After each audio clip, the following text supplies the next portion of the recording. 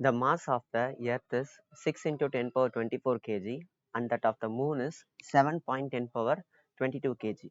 If the distance between the Earth and the Moon is 3.84 into 10 power 5 kilometer, calculate the force exerted by the Earth on the Moon. Take G gravitational constant ஓட value வந்து கொடுத்துருக்காங்க.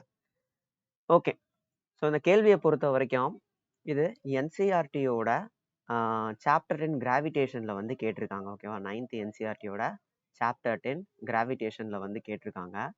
இப்போ இந்த இந்த மாதிரியான கேள்வி ஏதாவது competitive எக்ஸாமில் வருமா அப்படின்றத கேட்டிங்கன்னா, ஒரு நீட்டு, ஜேஇ இந்த மாதிரியான எக்ஸாம்ஸில் பார்த்தீங்கன்னா கொஞ்சம் கால்குலேட்டிவாக கேட்பாங்க. ஓகேவா, ஸோ அப்போ பார்த்தீங்கன்னா நம்ம என்ன பண்ணி ஆகணும், அப்ராக்சிமேஷன் யூஸ் பண்ணி அதெல்லாம் பண்ணி போட்டாகணும்.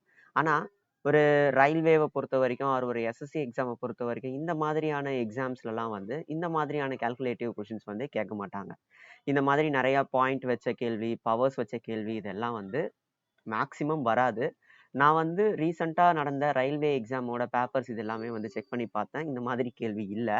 பட் இப்போ நான் சொல்லக்கூடிய ஃபார்முலாவை வச்சு அதுக்குள்ள வந்து பேசிக்கான இந்த எம் 2m 3m அப்புறம் m/2 இந்த மாதிரியான ஒரு சிலதெல்லாம் வச்சு கேள்வி வந்து கேட்டிருக்காங்க.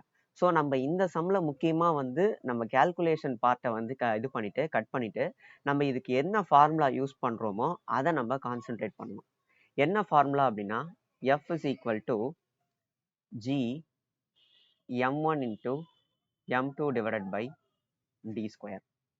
இந்த டின்றது என்னன்னா ரெண்டு, அதாவது மாஸ் ஆஃப் த ஆப்ஜெக்ட், ஒரு ஆப்ஜெக்ட் இன்னொரு ஆப்ஜெக்ட், இந்த ரெண்டுத்துக்கும் உள்ளான டிஸ்டன்ஸை சொல்றதா அந்த டி. ஜின்றது என்னன்னா கிராவிடேஷனல் கான்ஸ்டன்ட், எஃப்ன்றது ஃபோர்ஸு. ஃபோர்ஸுக்கு வந்து இந்த இடத்துல நம்ம கிராவிடேஷனல் ஃபோர்ஸ்ன்றத சொல்றோம். சரியா, ஒரு இடத்துல நம்ம ஃப்ரிக்ஷனல் ஃபோர்ஸ்ன்றது அப்படிதான் இருக்கும். ஃபோர்ஸ்ன்றது எங்க வந்து அப்ளை ஆகுதோ அந்த இடத்த பொறுத்து வந்து மாறும்.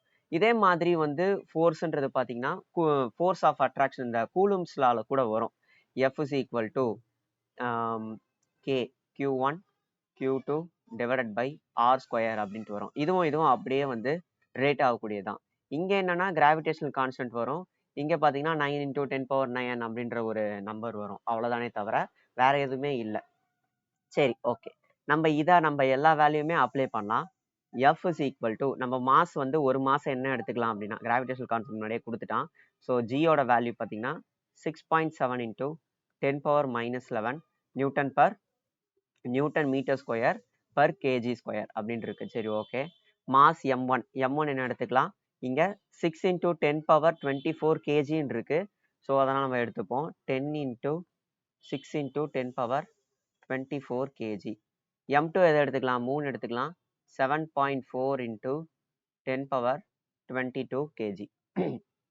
அப்புறம் if the distance between the earth and the moon, அதாவது ஒரு ஆப்ஜெக்ட்டுக்கும் இன்னொரு ஆப்ஜெக்ட்டுக்கும் நடுவில் இருக்கக்கூடிய டிஸ்டன்ஸ் எவ்வளோனா 3.84 into 10 power 5 கிலோமீட்டர்னு கொடுத்துருக்காங்க. அதை நம்ம என்ன பண்ணிக்கலாம், டினாமினேட்டரில் போட்டுக்கலாம். 3.84 into 10 power 5. இந்த கிலோமீட்டரா நான் மீட்டரா மாற்றணும். பிகாஸ் நான் எல்லாமே வந்து எஸ்ஐ யூனிட்ல எழுதிட்டு இருக்கேன். அப்போ இந்த கிலோமீட்டரை மீட்டரா மாற்றுறதுக்கு என்ன பண்ணோம், இன்டூ 10 power 3 பண்ணால் போதும், இது வெறும் மீட்டருக்கு மாறிடும். So into 10 power 3. இப்போ நம்ம பவர்ஸில் இருக்கிறதுனால இந்த பவர்ஸை வந்து ஆட் பண்ணிப்போம். ஆட் பண்ணோம் அப்படின்னா இங்கே 8ன்னு வந்துடும். மீட்டர் தேவையில்லை, யூனிட்ஸ் எதுவுமே எழுதலை. டி வந்து ஸ்கொயர் தானே, ஸோ அதனால வந்து ஸ்கொயர் எழுதிப்போம். இப்போ இந்த கால்குலேஷன் எல்லாமே சால்வ் பண்ணிட்டு நமக்கு கிடைக்கக்கூடிய ஆன்சர் எவ்வளோ அப்படின்றது பார்த்தீங்கன்னா 2.02 into 10 power 20 நியூட்டன். இதுதான் பார்த்தீங்கன்னா நமக்கு கிடைக்கக்கூடியது. இந்த கால்குலேஷன் இம்பார்ட்டண்ட்டான்னு கேட்டிங்கன்னா கிடையாது. இந்த கால்குலேஷன்ன்றது எஸ்எஸ்சி அண்ட் ரயில்வே எக்ஸாம்ஸில் வந்து இதெல்லாம் கேட்கறது கிடையாது. ஸோ அதனால் வந்து நம்ம எப்படி இதை அப்ளை பண்ணுறதுன்றதை மட்டும் பார்த்தா போதும். A car falls off a ledge and drops to the ground in 0.5 seconds. அதாவது ஒரு லெட்ஜில் இருந்து கீழே விழுந்துடுச்சு, கிரவுண்டை ரீச் பண்ணுறதுக்கு அந்த காருக்கு 0.5 செகண்ட்ஸ் அப்படின்றது ஆகிருக்கு. 0.5 seconds. Let G is equal to 10 meter per second ஸ்கொயர்னு கொடுத்துருக்காங்க. கால்குலேஷன் ஆக்சுவலாக வந்து 9.8 meter per second ஸ்கொயர் தான், ஆனால் 10 meter per seconds கொடுத்துருக்காங்க. ஏன்னா கால்குலேஷன் வந்து கொஞ்சம் ஈஸியாக ஆக்கிறதுக்காக. ஜியோட வேல்யூ எவ்வளோ அப்படின்னா, அதாவது ஆக்சலரேஷன் டியூ டு கிராவிட்டியோட வேல்யூ அப்படின்னா 10 meter per second square. What is it's speed on striking the ground, அதாவது கிரவுண்டை ரீச் பண்ணும்போது, கிரவுண்டில் மோதும் போது அதோட ஸ்பீட் என்ன, அந்த காரோட ஸ்பீட் என்னன்றதை கேட்குறாங்க ஃபர்ஸ்ட். நெக்ஸ்ட் ஆவரேஜ் ஸ்பீட் என்ன, அந்த 0.5 செகண்ட்ஸ்ல அந்த ஆவரேஜ் ஸ்பீட் என்ன அது. Next how high is the ledge from the ground அப்படின்னு கேட்குறாங்க. அதாவது அந்த ஓரத்துல இருந்து அந்த கிரவுண்டுக்கு எவ்வளோ ஹைட்டு அப்படின்றத கேட்குறாங்க. சரி, அந்த 3 டேட்டா கேட்குறாங்க. நம்ம இதுக்கு என்ன யூஸ் பண்ண போறோம் அப்படின்னா, நம்ம இதுக்கு முன்னாடி ஒரு 3 ஃபார்முலா பார்த்துருப்போம். இந்த பழைய வீடியோஸ் எல்லாம் பார்த்துருப்போம். என்ன அப்படின்னா, ஃபர்ஸ்ட் வெலாசிட்டி கான்ஸ்டன்டா இருக்கும்போது, சரி வெலாசிட்டின்றேன், ஆக்சிலரேஷன் கான்ஸ்டன்டா இருக்கும்போது நம்ம ஒரு 3 ஃபார்முலா யூஸ் பண்ணியிருப்போம். என்னென்ன யூஸ் பண்ணியிருப்போம்? v is equal to u plus atன்றது ஒன்று யூஸ் பண்ணியிருப்போம். Next v square is equal to v square minus u square is equal to 2asன்ற ஒரு ஃபார்முலா யூஸ் பண்ணியிருப்போம். நெக்ஸ்ட் சரி இப்படி வராது, v square is equal to u square minus 2asன்ற ஒரு ஃபார்முலா யூஸ் பண்ணியிருப்போம்.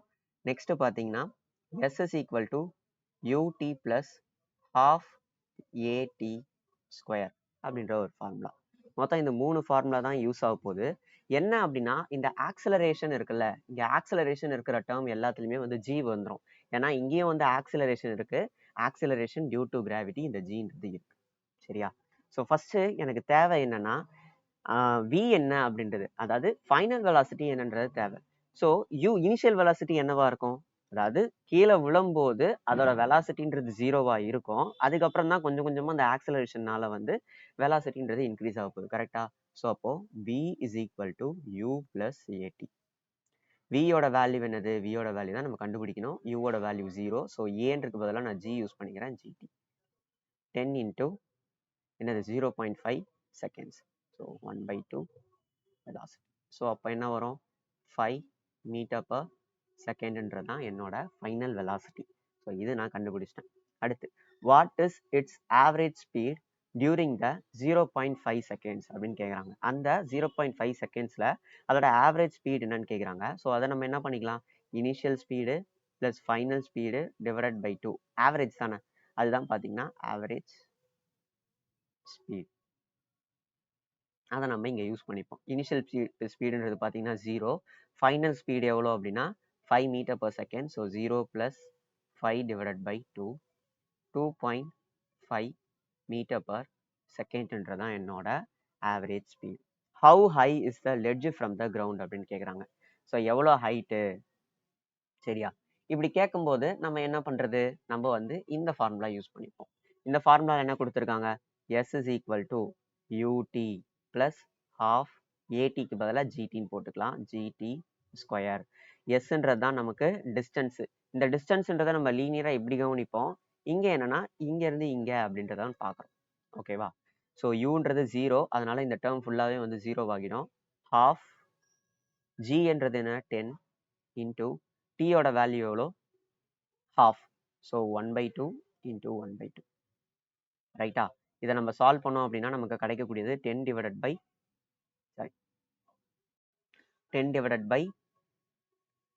8ன்றது கிடைக்கும். ஸோ இதை நம்ம சால்வ் பண்ணோம் அப்படின்னா நமக்கு 1.25 மீட்டர் அப்படின்றது கிடைச்சிருச்சு. ரைட்டா? ரைட். ஸோ ஹைட்ன்றது பார்த்தீங்கன்னா எவ்வளோ, 1.25 metre.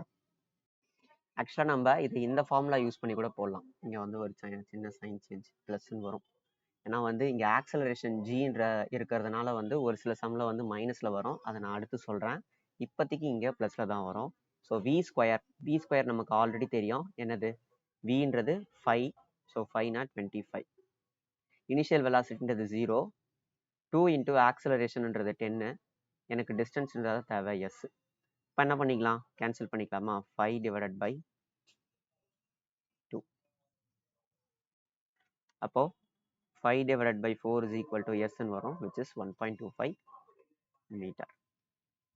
An object is thrown vertically upwards and rises to a height of 10 meter. 10 மீட்டருக்கு வந்து ஒரு பால் அப்படி தூக்கி போகிறான்னு வச்சுக்கோங்க. 10 மீட்டருக்கு வந்து என்ன ஆயிடுச்சுன்னா போயிடுச்சு. ஓகே. ஸோ கீழே இருந்து இப்போ நான் மேலே தள்ளும் போது யூக்கு ஏதாவது ஒரு இனிஷியல் வெலாசிட்டி இருக்கும். கரெக்டாக அந்த பால்க்கு இனிஷியல் வெலாசிட்டி இருக்கும். பட் அந்த ஹைட்டை ரீச் பண்ணும்போது அதுக்கு எந்த வெலாசிட்டியும் இருக்காது. v is equal to 0. அந்த ரிலேஷனை வந்து நீங்க முன்னாடியே புரிஞ்சு வச்சுக்கணும். the object with which was thrown upwards and so என்ன சொல்றாங்க, velocity with which the object was thrown upwards, அந்த இனிஷியல் வெலாசிட்டி என்னன்றதான் கேட்குறாங்க. ஓகேவா, த்ரோ பண்ணும்போது எவ்வளோ வெலாசிட்டி இருக்கு, அதுக்கப்புறம் the time taken by the object to reach the highest point, t எவ்வளோன்றதை கேட்குறாங்க. ரைட்டா? ரைட்டு. இங்கே ஜின்றது என்னது, எதுவுமே கொடுக்காதனால 9.8 மீட்டர் பர் செகண்ட் ஸ்கொயருன்றது நம்ம ஆல்ரெடி வந்து எடுத்துக்க வேண்டியதுதான், ஒன்றும் பிரச்சனை இல்லை. சரி, நம்ம இதுக்கு வந்து என்ன யூஸ் பண்ணலாம் அப்படின்றத பார்த்தீங்கன்னா, இங்கே ஹைட்டுன்றத அந்த எஸ்ன்றதை கொடுத்துட்டான். அப்போ நம்ம v square is equal to u square plus 2as இந்த ஃபார்முலா யூஸ் பண்ணலாம். பட் இங்கே ஒரு சின்ன இது, ஏக்கு பதிலாக ஜி யூஸ் பண்ணணும். இந்த ஜின்றது ஆக்சலரேஷன் டியூ டு கிராவிட்டின்றது நமக்கு கீழே இப்படி ஆக்ட் ஆகுது. ஆனால் நம்ம பால் வந்து எப்படி போகுது, மேலே போகுது. கரெக்டா? ஸோ அப்போ அந்த ஆக்சலரேஷன் டியூ டு கிராவிட்டின்றது, அந்த ஆக்சலரேஷன்ன்றது நம்மளோட மோஷனுக்கு ஆப்போசிட் டைரக்ஷன்ல என்ன ஆகுது, ஆக்ட் ஆகுது. ஸோ தட் நம்ம என்ன பண்ணி ஆகணும், மைனஸ் சிம்பிள்ன்றது போட்டாகணும். சரியா? நம்ம இதுக்கு முன்னாடி இருக்க சம்ல மோஷனும் அந்த ஒரே டைரக்ஷனு, ஆக்சலரேஷன் டியூ டு கிராவிட்டியும் வந்து ஒரே டைரக்ஷனு, அதனால நம்ம அங்கே வந்து மைனஸ்ன்றதை யூஸ் பண்ணியிருக்க மாட்டோம். இங்கே நம்ம மைனஸை போகிறோம். ஸோ அப்படி மைனஸை போகிறதுனால என்ன ஆகும், v square is equal to u square minus 2gs. அந்த மைனஸ் நான் இங்கே போட்டுட்டேன், இந்த மாதிரி ஆயிடுச்சு. ஓகே, ஸோ அப்போ வந்து வி ஸ்கொயர்ன்றது வியோட வேல்யூ 0ன்றதுனால 0, யூ ஸ்கொயர் என்னன்னு தெரியாது, மைனஸ் 2 இன்ட்டு 9.8 இன்ட்டு எஸ்ன்றது என்ன, 10 மீட்டரா, 10 மீட்டர். இப்போ யூ ஸ்கொயரோட வேல்யூ எவ்வளோ வரும், இது வந்து பார்த்தீங்கன்னா ஒரு 106 196ன்னு வருதா, எஸ் 196ன்னு வருது, 196. அப்போ ரூட் எடுத்தோம் அப்படின்னா 14ன்றது கிடைக்கும். இனிஷியல் வெலாசிட்டின்றது எவ்வளோ, 14 metre per second square. Next, the time taken by the object to reach the highest point. Highest பாயிண்ட்டை ரீச் பண்ணுறதுக்கு எவ்வளோ டைம் தேவைப்படுது அப்படின்றத கேட்குறாங்க. இதை நம்ம என்ன பண்ணலாம், நம்ம தெரிஞ்ச ஃபார்முலா என்னது, u is equal to sorry v is equal to u minus, இப்படியே போட்டுக்கோங்க, u plus at. ஏக்கு பதிலாக நம்ம என்ன பண்ணி ஆகணும், ஜின்றது போட்டாகணும். ஜின்றது ஆப்போசிட் டைரக்ஷன்ல இருக்கிறதுனால மைனஸ். ஸோ அப்போ மைனஸ்ன்றதுனால u minus g t. Final velocity 0ன்றது தெரியும், இனிஷியல் வெலாசிட்டின்றது 14 மைனஸ் ஜியோட வேல்யூ 9.8 இன்ட்டு டைம் வந்து எவ்வளோனா, டைம்ன்றதான் நமக்கு தெரியாது. ஓகேவா, என்ன ஆகும், 14 divided by 9.8 is equal to t. நம்ம இதை 10ன்னு எடுத்துட்டோம்னா 1.4ன்னு வரும், 1.4 செகண்ட்ஸ் அப்ராக்சிமேட்டா. t is equal to என்னது, 1.4 seconds. Mass of an object is 10 kg. What is its weight on the earth? weight ஓட ஃபார்முலா என்ன அப்படின்னு பார்த்தீங்கன்னா, மாஸ் இன்டூ கிராவிட்டி. சரியா? இந்த கிராவிட்டின்றது 3க்கு 1 இருக்கும், நமக்கு வேற, அதாவது 3க்கு வேறையா இருக்கும், நமக்கு வேறையா இருக்கும். சரியா? Okay, so weight is equal to mass எவ்வளோ, மாஸ்ன்றது 10 kg into acceleration due to கிராவிட்டின்றது 9.8. ஸோ அப்போ மாஸ் வந்து 10 kg இருந்ததுன்னா வெயிட்ன்றது 98 kg இருக்கும். ஓகே.